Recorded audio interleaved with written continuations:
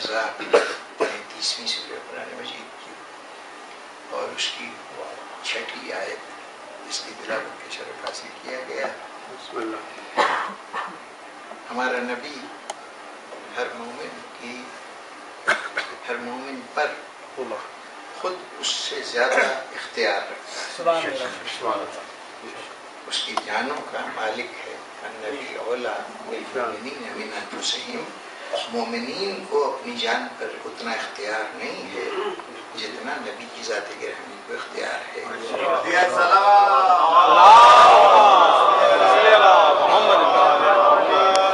اور اس کے ساتھ یہ ارشاد ہوا کہ وازواجہ امہاتہم، اور رسول کی ازواج مسلمانوں کی مومنین کی مائیں ہیں. یہ ارشاد ارشاد پروردگار عالم اپنی جگہ پر اتنا واضح تھا کہ اس میں بظاہر امہات المومنین یعنی جو ازواج رسول ہیں ان کے مقام و منصب کے سلسلے میں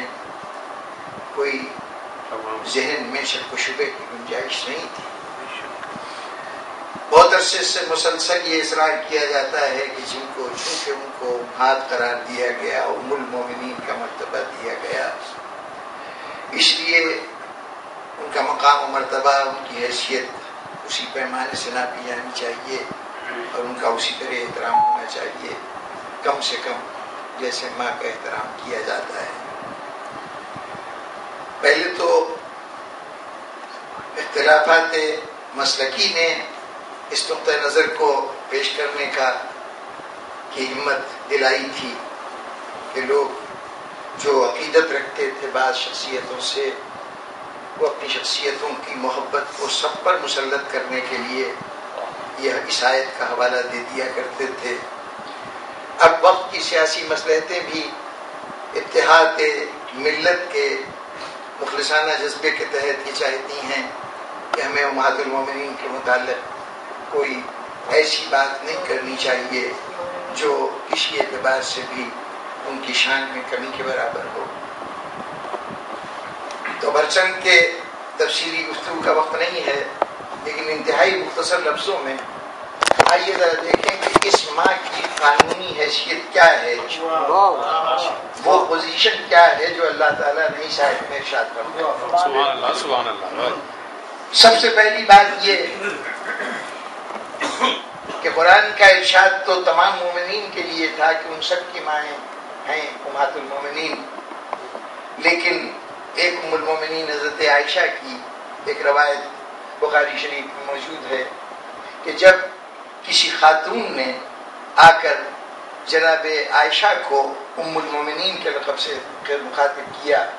ماں کہہ کے پکارا، تو انہوں نے کہا کہ خبردار، تم مجھے ماں نہیں کہہ سکتی. یہ حکم جو قرآن کا ہے یہ صرف مردوں کے لیے ہے، عورتوں کے لیے نہیں. یعنی میں مردوں کی تو ماں ہوں لیکن عورتوں کی ماں نہیں. تو پہلی امتیازی کیفیت تو یہ قرار دی گئی کہ یہ کہا گیا کہ یہ جو لفظ کہا گیا ہے یہ پورے تمام ایمان لانے والوں کے لیے نہیں بلکہ ان میں سے صرف مردوں کے لیے. ایک امتیاز. دوسرا بڑا امتیاز یہ تھا کہ جب کہیں ماں کا رشتہ درمیان میں آتا ہے تو اس سے ہی کچھ اور رشتے بھی وجود میں آ جاتے ہیں اور وہ رشتے بڑے یقینی ہوتے ہیں، اس میں شک و شبہ کی گنجائش نہیں. اگر ایک ہستی ماں ہے تو قانون کی روح سے، شریعت کی روح سے، معاشرے کے ضابطوں کے اعتبار سے اس خاتون کا شوہر باپ ہوگا. جس کو ماں کہا جائے گا اس کے شوہر کو باپ کہا جائے گا. اور جب خدا نے ماں قرار دیا تو پھر اس کا مطلب یہ ہے کہ ان کے جو شوہر ہیں وہ تمام مومنین کے باپ ہوئے. لیکن قرآن مجید نے اس کی خصوصیت سے تردید کر دی کہ وہ انکان محمد تم میں سے نہیں ہیں کسی کے باپ، کسی مرد کے باپ نہیں. ابا احدکم من رجالکم، تم مردوں میں سے کسی ایک کے بھی باپ نہیں ہیں. پیغمبر صلی اللہ علیہ وسلم. تو اصولاً تو یہ تھا کہ جب بیویوں کو ماں قرار دیا گیا ہے تو پھر شوہر کو باپ کہا جاتا، لیکن حضور کے لیے یہ استثناء کر کے بتایا گیا کہ ماں تو ہیں لیکن ویسی ماں نہیں ہے جیسے کوئی اور ماں ہوتی ہے. یہ امتیاز کی پہلی منزل تھی کہ جہاں نفی کر دی گئی ان کی اس حیثیت کی. ایک حدیث اکثر بیان ہوتی ہے کہ حضور نے ارشاد فرمایا جناب امیر علیہ السلام کو مخاطب کر کے کہ یا علی میں اور تم دونوں اس امت کے باپ کی حیثیت رکھتے ہیں. تو بظاہر یہ ارشاد پروردگار کی نفی ہے، لیکن یہ عرض کر دوں کہ یہ جو حضور نے ارشاد فرمایا ہے کہ میں اور علی اس امت کے باپ ہیں، یہ اس شفقت کے اظہار کا طریقہ ہے کہ جو حضور کو اپنی اس امت کے ساتھ ہے، یا علی بن ابی طالب کو کلمہ گو مسلمانوں کی ذات کے ساتھ ہے، اس کا اظہار ہے. اور اس کی مثال ویسی ہے کہ جیسے حدیث میں ارشاد ہوا کہ اللہ اپنے بندوں سے 70 ماؤں سے زیادہ محبت کرتا ہے. تو اب اس کا یہ مطلب نہیں کہ خدا کو آئندہ ماں کہنا شروع کر دیا جائے کہ وہ 70 ماؤں کے برابر ہے، بس جن معنوں میں وہ ماں کہلا رہا ہے انہی معنوں میں رسول اور علی امت کے باپ کہلا رہا ہے، ورنہ کوئی رسول کو باپ کہہ نہیں سکتا. اور صرف باپ کا نہیں بلکہ کچھ اور رشتے بھی ہیں جو ماں کے رشتے کے ساتھ ہی وابستہ ہیں، اور ان کی بھی حیثیت امتیازی حیثیت ہے کہ ان کے اوپر شرعی احکامات نافذ ہوتے ہیں. مثلا ماں کی بیٹیاں بہنیں ہوا کرتی ہیں، ماں کی بہنیں خالائیں ہوا کرتی ہیں، اور قرآن مجید میں واضح حکم دے دیا گیا کہ جن جن شخصیتوں سے شادی کرنا حرام ہے، جو ان زوات میں شمار ہوتی ہیں کہ ان سے عقد نہیں ہو سکتا، ان میں بہنیں بھی شامل ہیں اور خالائیں بھی شامل ہیں. یعنی ماں کی بیٹی سے بھی عقد نہیں ہو سکتا اور ماں کی بہن سے بھی عقد نہیں ہو سکتا. لیکن اب تاریخی طور پر امہات المومنین میں سوائے جناب خدیجہ کے اور کوئی خاتون نہیں ہے کہ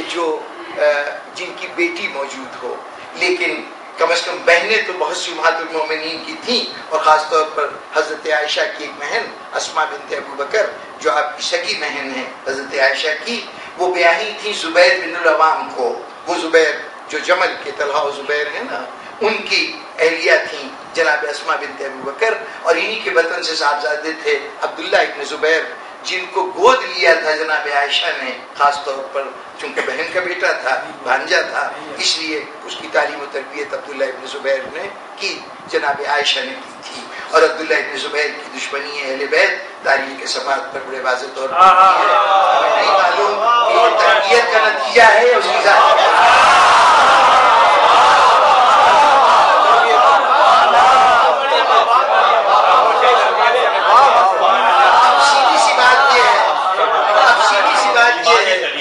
یا آپ یہ تسلیم کر لیجئے کہ ان کے ماں بن جانے سے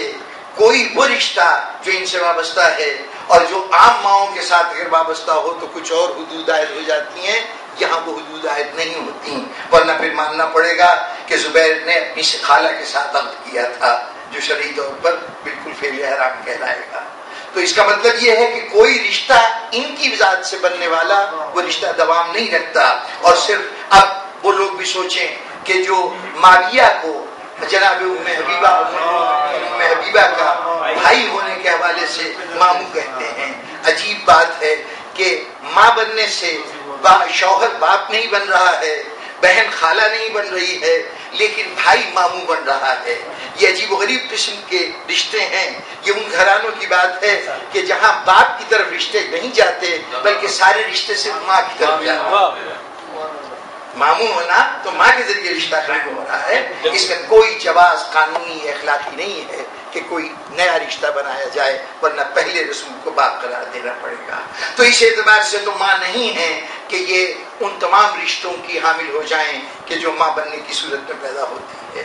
پھر ماں کی دوسری حیثیت ہے کہ اس کی قانونی صورت یہ ہے کہ ماں اگر دنیا سے گزر جائے تو اس کی چھوڑی ہوئی املاک اس کی اولاد کے ترکے میں جاتی ہیں، اور اگر اولاد ماں باپ کی زندگی میں دنیا سے چلا جائے تو اس کے اولاد کے چھوڑے ہوئے ترکے میں ماں باپ کا حصہ ہوتا ہے. لیکن آج تک ملت اسلامیہ نے نہ امہات المومنین کے چھوڑے ہوئے ترکے میں کسی مطالبے کا کوئی مطالبہ کیا، اور نہ کبھی کسی مرنے والے کے ترکے میں سے ان بیویوں کے لیے حصہ نکالا گیا کہ یہ اس کی وارث ہیں ماں ہونے کے حوالے سے. چنانچہ یہ قانونی صورتحال بھی اس ماں کے ساتھ شامل نہیں ہے کہ ان کو شریک ترکہ کیا جائے. تیسری سب سے بڑی اور نمایاں صفت یہ ہے کہ جہاں ماں کا رشتہ آیا وہاں اتنا تقدس اور اتنا احترام بیچ میں آ جاتا ہے کہ شریعت نے اس سے زیادہ محرم رشتہ کوئی اور قرار نہیں دیا ہے. سب سے پہلے پردہ ختم ہو جائے گا اولاد کا ماں کے ساتھ. لیکن امہات المومنین کے لیے قرآن مجید نے عجیب اہتمام ہے کہ جہاں ذرا سے بھی غلط فہمی کا امکان تھا وہاں پر قرآن کی آیت آ گئی اور حکم آیا. رسول کی بیویوں کو مخاطب ہو کے کہا گیا کہ تم ان لوگوں سے گفتگو کرتے ہوئے درمیان میں پردے کو حائل رکھنا, کبھی بغیر پردے کے ان سے بات نہ کرنا. یعنی یہ خصوصی حکم تھا. اور خواتین تو سامنے بیٹھ کر گفتگو کر سکتی تھیں, یعنی اگر جسم کے باقی حصے شرعی اعتبار سے ڈھکے ہوئے ہوں تو مردوں سے بات کرنے میں کوئی اعتراض نہیں تھا. لیکن امہات المومنین کے لیے امتیاز برتا گیا کہ ان کے درمیان اور لوگوں کے درمیان پردہ حائل ہو تب وہ کلام کر سکیں. تو اس کا مطلب یہ ہوا کہ ماں ہونے کے باوجود یہ حیثیت بھی حاصل نہیں.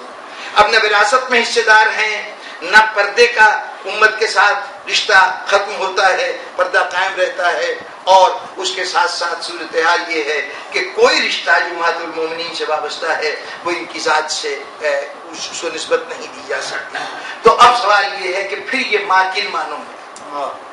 پھر اللہ نے جو کہا یہ تمہاری مائیں ہیں تو کن معنوں میں ہیں. تو سورہ احزاب میں جہاں 6 آیت میں کہا گیا تھا, وہاں 23ویں آیت میں ایک اور اعلان کیا گیا کہ اے رسول یہ جو تمہاری بیویاں ہیں ان کے ساتھ کوئی مسلمان عقد نہیں کر سکتا تمہارے بعد,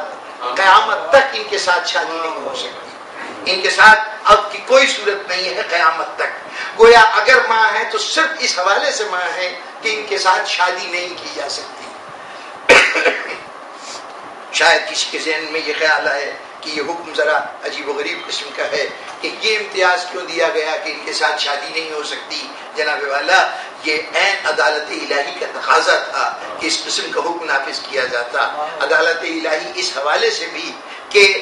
دنیا کو یہ اعزاز کہ رسول کی ذات سے کسی حوالے سے بھی قربت مل جائے, یہ اعزاز کوئی معمولی اعزاز نہیں تھا. دنیا کی کون سی عورت ہے جو یہ تمنا نہیں کرے گی کہ اسے حضور کی ذات سے قربت مل جائے, جسے دیدار کا شرف ہو جائے. وہ اپنے آپ کو خوش قسمت سمجھتا ہے جو دیدار سے زیادہ قریب بیٹھنے کا اعزاز حاصل کر لے, اور جو شریک زندگی ہو جائے رسول کا, اس سے بڑا اعزاز کوئی اعزاز نہیں ہو سکتا. لیکن یہ اعزاز ان عورتوں کو مل رہا تھا جن کا کوئی ذاتی استحقاق نہیں تھا, کوئی ذاتی وجہ نہیں تھی کہ اس لیے ان کو زوجہ رسول بنایا جائے, ان کو شریک زندگی رسول بنایا جائے کہ ان کے اندر یہ صفت یا یہ کیفیت پائی جاتی ہے. وہ خواتین جو معاشرے کی نگاہ میں گری پڑی خواتین تھیں, وہ خواتین جن کے لیے اب زن و شوہر کا ربط قائم رکھنا ہی ممکن نہیں تھا, عمر کے اس حصے میں تھیں, یا وہ خواتین جو معاشرے میں اپنے رویے اپنے مزاج کی وجہ سے ٹکرائی ہوئی خواتین تھیں, رسول نے ان خواتین کو پناہ دی. تو یہ پناہ دینا ان کے اوپر احسان تھا, ان کی طرف ان کی ذات میں کوئی خوبی یا کمال نہیں تھا کہ رسول بن سکے. تو جب بغیر استحقاق کے کسی کو عطا کیا جائے تو یقیناً قیامت تک آنے والی اربوں خربوں عورتیں جو کلمہ گو عورتیں تھیں وہ یہ شکایت کرنے میں بجانب ہو سکتی تھیں کہ پروردگارہ تو نے ان چند عورتوں کو بغیر کسی وجہ کے اتنا بڑا شرف عطا کیا اور ہم کیوں محروم رہ گئے, ساری عمر اطاعت رسول میں ہم نے صرف کی, ہمیں یہ اعزاز نہ ملا. اور ان ہستیوں کو جن کے طرز عمل نے بعد شادی کے بعد بھی اپنے آپ کو اس بات کا اہل ثابت نہیں کیا کہ وہ زوجیت رسول کے بلند مقام پہ فائز ہونے کے قابل تھی, ان کو تو نے یہ اعزاز عطا کر دیا. تو اللہ نے گویا یہ جو حکم لگایا ہے کہ تمہاری شادی نہیں ہو سکتی, یہ گویا قیمت لی گئی ہے اس شرف کی جو ان کو رسول سے کہ کم سے کم ایک قیمت تو تم ادا کرو کہ دنیا کی اور عورتوں کو جو حق حاصل ہے وہ حق تمہیں حاصل نہیں. اسے رسول کا جذبہ رقابت نہ سمجھا جائے کہ وہ چاہتے ہیں کہ میرے بعد کوئی اور شوہر نہ ہو. اگر جذبہ رقابت ہوتا تو رسول کبھی اس کو اپنی زوجیت میں قبول نہ کرتے جو اس سے پہلے کوئی شوہر رکھتی تھی, جو پہلے سے بیوہ ہیں, جو پہلے سے شوہردار رہ چکی ہیں. رسول ان کے ساتھ گزارا کر سکتے ہیں تو بعد رسول اپنی بلا سے بوم رہے یا ہما بسے، اس میں رسول کا کوئی فائدہ نہیں تھا کہ کس کے ساتھ شادی ہوتی ہے، لیکن یہ شرط اس لیے لگائی گئی کہ ان عورتوں کو کچھ نہ کچھ قیمت ضرور دینی چاہیے تھی جب اتنا بڑا اعزاز حاصل ہو رہا ہے، ورنہ عدالت الہی پہ حرف آتا، اس لیے یہ حکم آیا۔ تو جناب والا یہ واحد وہ وجہ ہے، یہ واحد وہ درمیان میں رشتہ ہے کہ جس رشتے سے ان کو ماں قرار دیا گیا ہے کہ چونکہ ان کا یہ مقام ہے، ان کے ساتھ تمہارا نہیں ہو سکتا۔ اب کوئی اس کی بنیاد پر اگر تقاضۂ احترام کرتا ہے تو عرض یہ ہے کہ یہ ان کو جو اعزاز ملا ہے، یہ اعزاز بھی کہ آپ کوئی اور مرد ان کے ساتھ شادی نہیں کر سکتا، یہ بھی اپنے رسول کے عظمت مقام کا اعتراف کرنا تھا کہ ہمارا حبیب جس مقام پہ فائز ہے، جسے اس کی قربت کا شرف حاصل ہو گیا ہو، اب کوئی عام انسان اس قابل نہیں ہے کہ اس کا تقرب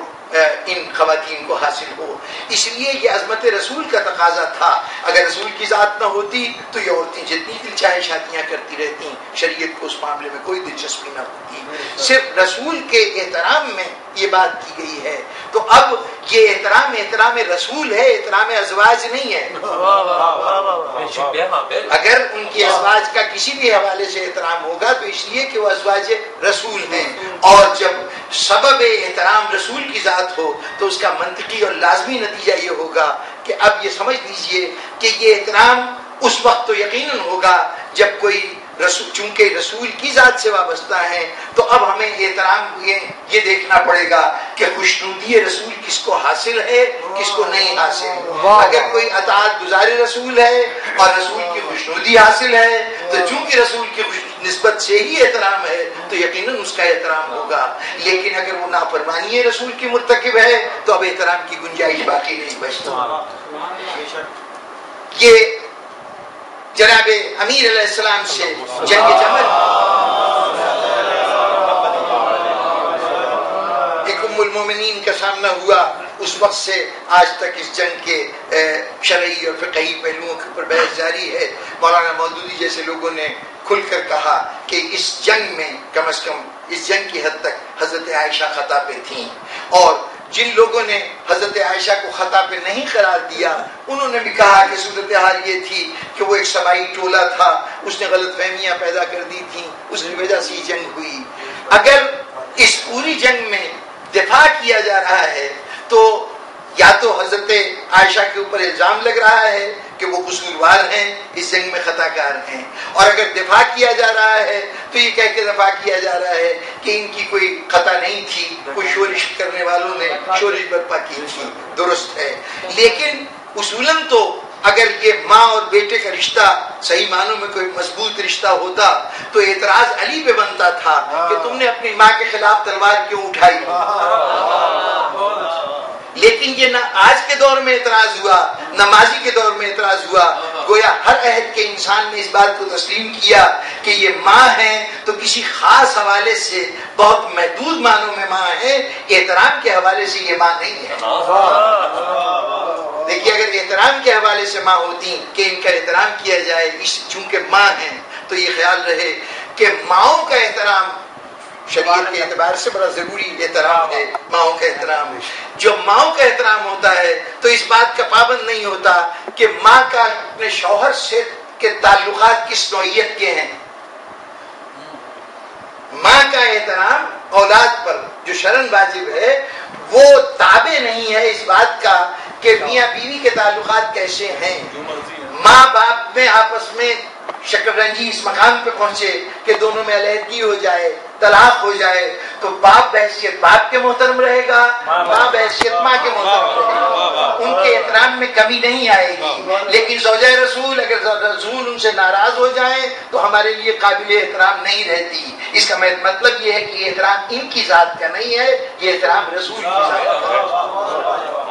اور جب ان کی ذات کا معاملہ ہو تو اب ہمارے سامنے ایک اور حدیث جسے اس عہد میں بھی انتہائی مستند سمجھا گیا، جب یہ حدیث سے اس کا حوالہ سامنے آیا، اس کے لیے 40 گواہوں کے ذریعے جھوٹ بلوایا گیا کہ یہ مقام وہ مقام نہیں ہے جس کا تذکرہ حدیث میں کیا گیا تھا۔ اور وہ حدیث کیا تھی کہ حضور نے اپنی بہت سی ازواج کے مجمع میں مخاطب کرتے ہوئے کہا تھا کہ وہ بیوی بننے سے بچو، میری وہ زوجہ بننے سے بچو جس پہ حوب کے مقام کے کتے بھونکیں گے۔ یہ حوب کے کتے کے بھونکنے کا یہ حدیث اتنی اہمیت رکھتی تھی کہ ازواج میں آپس میں ایک دوسرے سے چھیڑخانی چلتی تھی کہ لگتا ہے کہ حضور نے تمہیں کہا ہے، وہ کہتی نہیں یہ تمہیں کہا ہے۔ آپس میں جب کبھی اختلاف ہوتا تھا تو اس حدیث کا حوالہ دیا جاتا تھا، اور یہ حدیث اس وقت پہ یاد بھی آئی جس وقت کتے بھونکے۔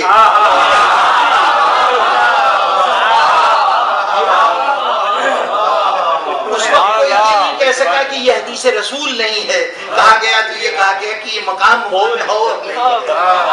نہیں ہے جس کے لیے ارشاد ہوا ہے۔ تو گویا یہ حدیث مسلمات میں سے ہے، اس عہد میں بھی سب نے مانا، آج بھی سب نے مانا۔ اب جناب غور طلب بات یہ ہے کہ یہ خاص طور پر کتوں کے بھونکنے کی علامت کیوں قرار دی گئی؟ یہ کتوں کا تذکرہ کہ وہ بھونکیں گے فلاں مقام کے، یہ یقیناً اس کی شناخت کا بھی ایک ذریعہ تھا، لیکن یہ تو شناخت کا بڑا ہی کمزور ذریعہ ہے، وہیں پر گواہوں نے اس ذریعے کو رد کر دیا۔ لیکن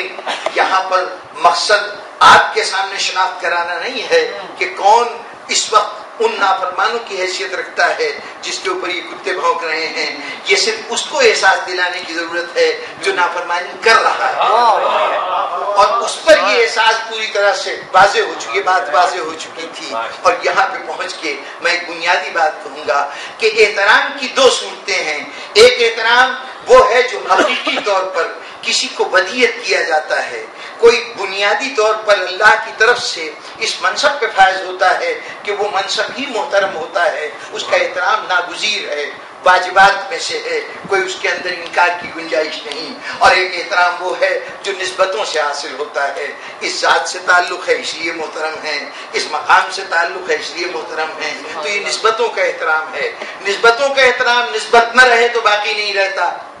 نسبتوں کا احترام نسبت نہ رہے تو باقی نہیں رہتا۔ لیکن جو حقیقی احترام ہے، اس حقیقی احترام کی کیفیت یہ ہے کہ اگر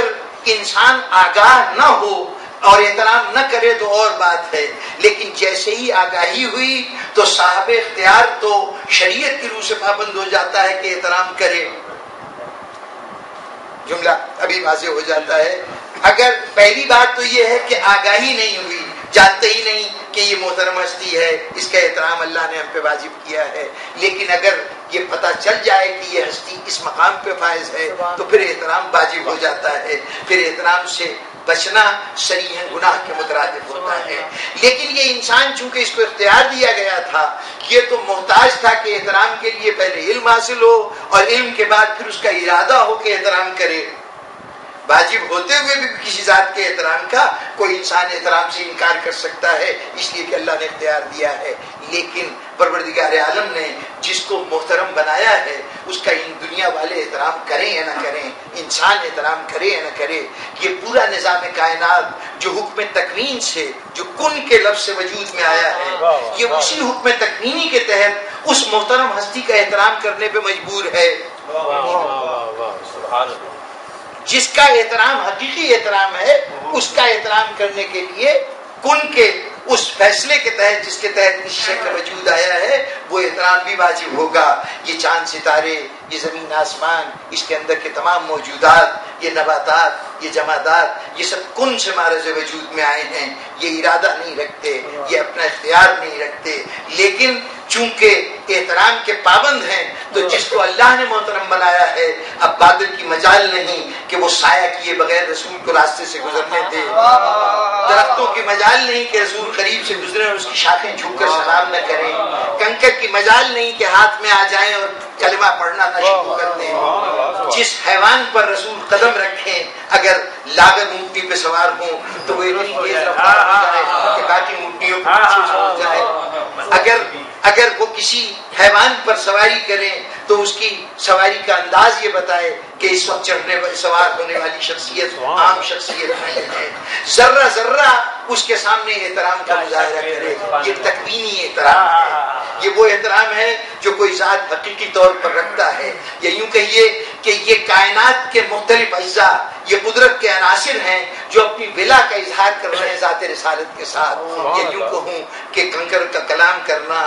بادلوں کا سایہ کرنا، شاخوں کا جھک جانا، گرد کا قدموں سے بلند نہ ہونا، حیوان کا تابع فرمان ہو جانا، بوڑھے جانور کا جوان ہو جانا، یہ سب در حقیقت ولائے رسول کا اعتراف ہے، یا یوں کہوں کہ یہ تکوینی تولا ہے، تکوینی تولا ہے، یہ کل کے تحت وجود میں آنے والا اظہار تولا ہے۔ آپ تولا تو اپنے ارادے سے کرتے ہیں نا، اپنی محبت کا اظہار اپنے ارادے سے کرتے ہیں، لیکن جو نظام قدرت ہے وہ پابند ہے کہ حکم الہی کا، کہ جہاں ضرورت ہو کہ یہ ہستیاں سامنے آئیں تو وہ اپنی تکوینی تولا کا اظہار کرے۔ اب جیسے تکوینی تولا کا اسی طرح اسی نظام فطرت کو پابند کر دیا گیا تھا کہ جو دشمن رسول ہو، فرمان رسول ہو، اس پر تکوینی تبرہ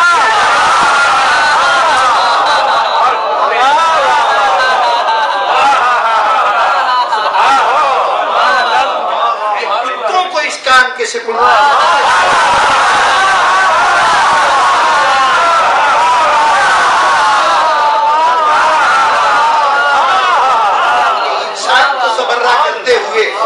مصلحتوں کا شکار ہو جائے، شاید سیاستوں کا شکار ہو جائے، لیکن میرے قدرت کے کارکن کسی مصلحت کے تابع نہیں ہے، وہ نافرمان رسول کو ہرگز معاف نہیں کرے۔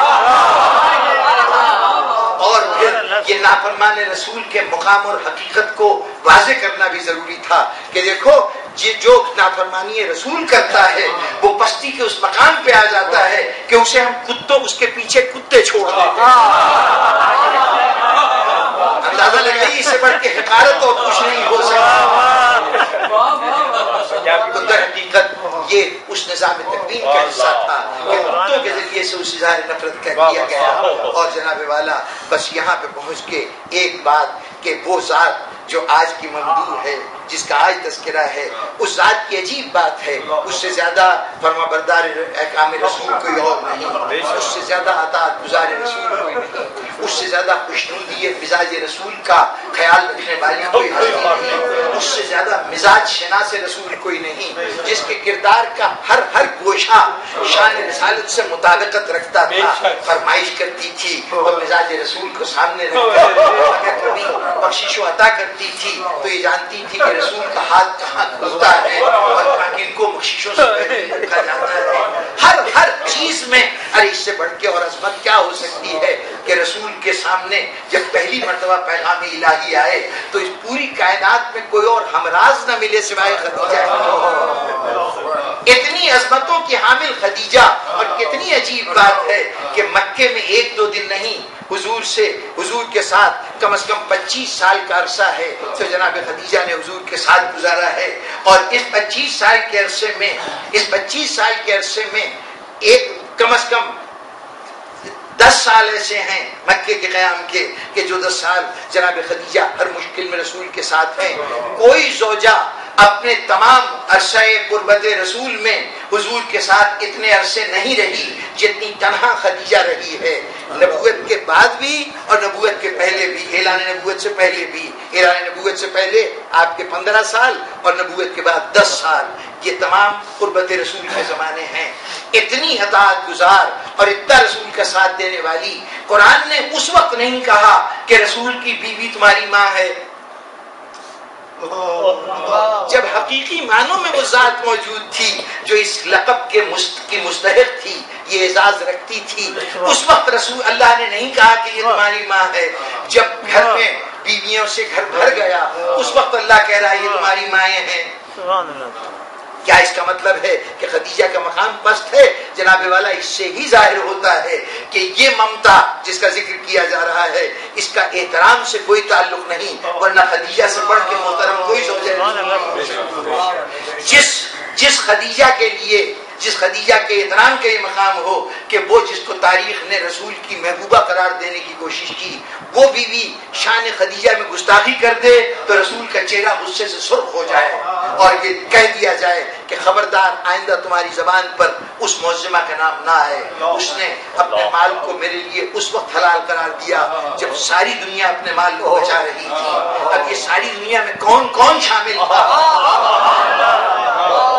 بعد میں غنی کے لقب پا لینے والے تخت اقتدار پر بیٹھ کر ملک اور قوم کی دولت کے اوپر قبضہ کر لینے والے اور ہیں، لیکن وہ جنہوں نے رسول کی مدد کی ہے، جن کے سرمایہ سے رسالت کا کام آگے بڑھا ہے، اس ذات وہ ذات کہ جس کے لیے زبان قدرت نے کہا وَوَجَدَكَ عَائِلًا فَأَغْنَىٰ، یہ رسول ہم نے تمہیں حاجت مند پایا، ہم نے تمہیں اس بیوی کے ذریعے سے غنی کر دیا۔ تو جہاں یہ تمام رشتے موجود ہوں، خدا نے اس کو ماں نہیں کہا، ان کو ماں کہا کہ جو اپنے فرما برداری رسول کے اعتبار سے بھی اس مقام عظیم کے حقدار نہیں ہیں، اور نہ ان کو کوئی قانونی اختیار اور حیثیت دیا گیا جو ممتا کے حوالے سے حاصل ہے، ان کو ماں کیوں کہا گیا؟ تو میری سمجھ میں ایک بات آتی ہے، پہلی بات تو یہ کہ یہ ماں کہا اس لیے گیا تھا کہ یہ دوسری شادی نہ کریں، بعد رسول کوئی اور نہ کریں۔ خدیجہ وہ ذات تھی کہ رسول تو بعد میں زندگی کے اندر آئے، لیکن انتظار رسول کی کیفیت یہ ہے کہ عرب کے سارے بڑے بڑے لوگ اپنے رشتے لے کے آ رہے ہیں، اور خدیجہ کہہ رہی ہے تم میں سے کوئی میرے قابل نہیں، میں شادی کروں گی تو اس کے ساتھ کروں گی جو سر پہ تاج نبوت لے کے آئے۔ اگر سال گزشتہ کی گفتگو ذہنوں میں موجود ہو تو یہی عرض کیا گیا تھا کہ جناب خدیجہ کے لیے یہ شادی کوئی، یہ نہ سمجھیے گا کہ یہ کوئی اتفاقات تھے، نہ معلوم کب سے خدیجہ منتظر تھیں، ان کو ذہنی طور پر تیار کیا گیا۔ ورقہ بن نوفل جو خاندان کے قریب ترین افراد میں سے تھے، آپ کے چچا زاد بھائی، انہوں نے کئی مرتبہ کہا تھا خدیجہ میں تم میں وہ آثار دیکھ رہا ہوں، تم میں وہ کیفیت دیکھ رہا ہوں کہ میرے علم بتاتا ہے کہ یہ رسول جو آئے گا یہ قریش کی ایک دولت مند اور بڑی طاہرہ خاتون سے عہد کرے گا، اور تم وہ ہستی مجھے نظر آتی ہو کہ جو اشتہار پوری کرتی ہے۔ جہاں ذہن کو اس طرح سے تیار کیا جائے وہاں بڑے بڑے ارباب اقتدار کے پیغام اگر خدیجہ رد کر دیں تو حیرت کی بات نہیں ہے۔ خدیجہ کیسے قبول کر لے؟ وہ تو کردار کی عظمتوں کی متلاشی ہے، وہ دولت و سرمایہ کی متلاشی نہیں ہے۔ چنانچہ جب رسول ملے تو رسول سے بھی یوں ہی نہیں کہ فوری طور پر عقد کا فیصلہ کر لیا ہو، نہ معلوم کتنے امتحانات سے، کتنے تجربات کے بعد اپنے غلام کو ساتھ کر کے ایک ایک لمحے کی رپورٹ لے کر خود کئی مشاہدات کرنے کے بعد پھر فیصلہ کیا کہ ہاں یہ وہی ذات ہے جس کا میں انتظار کر رہا ہوں۔ تو جس نے شادی سے پہلے کسی غیر سے شادی کرنے کے تصور کو بھی اپنے قریب نہ آنے دیا ہو، رسول کی خدمت میں آنے کے بعد اسے ضرورت نہیں تھی کہ تم کسی اور سے شادی نہ کرنا، یہ پابندی ان پہ لگانے کی ضرورت تھی جو لوگوں سے لچھے دار لب و لہجے میں باتیں یہ میں نہیں کہہ رہا، قرآن مجید کہہ رہا ہے، سورہ احزاب کی آیتیں ہیں 28 سے لے کے 34ویں آیت تک بار بار کہا جا رہا ہے کہ اس طرح سے لوگوں سے باتیں مت کیا کرو کہ جن کے دلوں میں مرض ہے وہ تمہارے متعلق کچھ بدگمانیاں کرنے لگیں، تمہارے متعلق ادھر ادھر کی باتیں سوچنے لگیں۔ ظاہر ہے اس سے بحث نہیں کہ ایک تھیں، دو تھیں، 10 تھیں، ہمیں نہیں پتا کتنی تھیں، لیکن رسول کے گھرانے میں کوئی خاتون تو ایسی تھی جس کا انداز گفتگو ایسا تھا کہ بدنیت لوگ ان کی غلط فہمیوں کا نشانہ بن جائے۔ کوئی تو تھا جہاں نیت کی یہ کیفیت ہو کہ ابھی رسول کو دیکھا نہیں ہے لیکن انتظار رسول کی شدت سے ہو رہا ہے، تو وہ بھلا رسول کے ساتھ رہنے کے بعد کسی اور سے شادی کا تصور کیسے کر سکتی تھی؟ اور جہاں تک احترام کا تعلق ہے، دوسروں کے احترام کرانے کی ضرورت تھی تب دنیا ان کا احترام کرتی، کیونکہ ذاتی طور پر کوئی کمال ایسا نہیں تھا جس کی وجہ سے ان کا احترام ہوتا۔ خدیجہ وہ ذات تھی کہ یہاں احترام کرنے کی ضرورت نہیں تھی، اس کا احترام خود بخود ہوتا تھا۔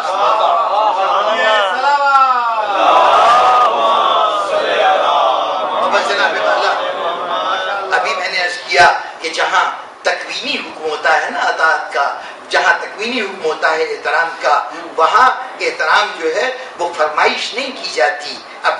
ذکر آ گیا، جناب خدیجہ کی بات تھی، اب خدیجہ کے نواسے کا تذکرہ ہے کہ وہاں پر اس تکوینی کیفیت کی کیا صورتحال ہے۔ ایک گھوڑا ہے، بارگاہ رسالت میں پیش کیا گیا، اس وقت اس رسول کا چھوٹا نواسا بہت ہی کم سن تھا، مشکل سے 2-2.5 سال کا سن ہے، بچہ موجود ہے، سامنے وہ گھوڑا کھڑا ہوا ہے، بچے کی اشتیاق بھری نظریں، نانا نے دیکھا، کہا بیٹے سواری کرنا چاہتے ہو؟ نواسے نے رضامندی کا اظہار کیا، رسول کی گود میں اٹھایا، گھوڑے کی پشت کے اوپر اٹھا دیا، گھوڑے نے آہستہ آہستہ چلنا شروع کیا، گھوڑا چلتا جا رہا ہے. سارے صحابی دل کانپ رہے ہیں کہیں نواسا گر نہ پڑے, کہیں بلندی سے نیچے نہ آ جائے. لیکن کیا کہنے, گھوڑا اتنا محتاط ہے کہ کسی طرح کہیں ٹھوکر نہیں, گھومتا رہا, چکر لگاتا رہا جب تک نواسے کا دل چاہا. ارے جب رسول نواسا کشتے سوار ہو, نواسا سوار ہو تو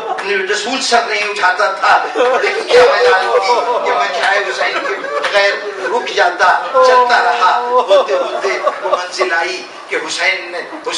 اب دل بھر گیا سواری سے, اترنا چاہتے ہیں. اترنے کی خواہش کا اظہار ہوا, اصحاب دوڑے. رسول نے کہا نہیں ٹھہر جاؤ, نہیں ٹھہر جاؤ.